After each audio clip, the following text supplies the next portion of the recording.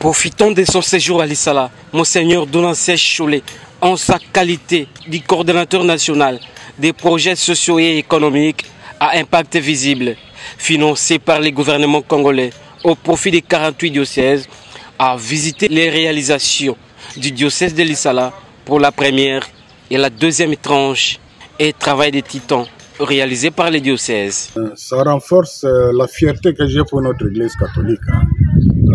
Je suis venu bien sûr principalement pour animer la session retraite des prêtres, mais comme coordonnateur de projets de suivi de projets impact visible, j'étais aussi curieux de savoir ce qui s'est réalisé. Et là, je suis franchement impressionné. J'ai du mal à croire qu'avec l'argent reçu, on aille réaliser les travaux à ce niveau. Étant donné qu'on est à l'intérieur, tout est importé de Kinshasa.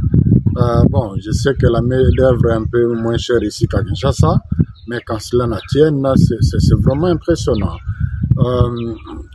J'ai été, comme vous l'avez dit, à la salle polyvalente, où se retrouve tout le monde. C'est pas seulement l'Église qui organise les activités là, même le gouvernorat provincial, même la société, c'est quelque chose qui manquait cruellement dans une agglomération comme celle de l'Issala. Ici, ce n'est pas pour la famille de l'évêque, mais ce sont des maisons à vocation sociale qui vont aussi rapporter quelque chose pour renforcer le diocèse dans toutes les œuvres sociales qu'il va faire. Ça, c'est vraiment voir loin.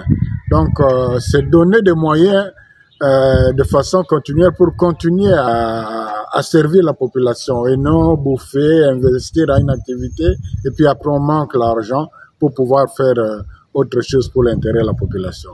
J'ai vraiment apprécié le choix et ça rentre d'ailleurs dans la vision des 6 axes du chef de l'État. Un peu d'entrepreneuriat là-dedans et un peu de social là-dedans. Voilà, ça ferait vraiment la fierté de l'Église et aussi la fierté de l'Issala. Quand ça finira ici, ça va être clôturé. Je crois qu'il n'y aura pas une meilleure structure pour les familles qui seraient de passage ici qu'ici.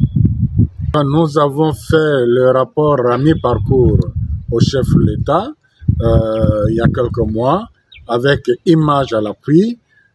Il était très impressionné, très satisfait du travail qui a été fait. Il a instruit son DIRCAP de faire le suivi de ce qui reste encore à donner pour que les beaux projets qui contribuent au développement du pays, qui contribuent au développement social du pays puissent aller de l'avant.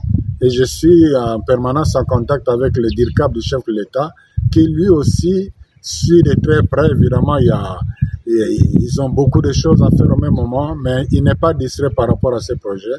Je suis vraiment optimiste qu'à très bientôt, la 3e tranche sera... Autrement, ça sera du gâchis, parce qu'il y a beaucoup de chantiers inachevés.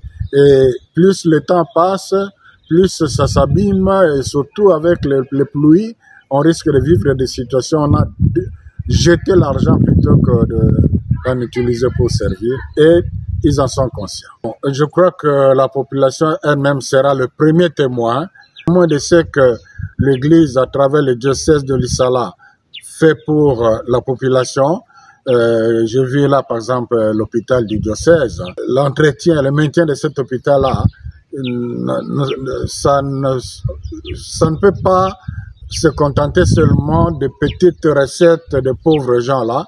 C'est sûr qu'il y a des moyens qui viennent d'ailleurs.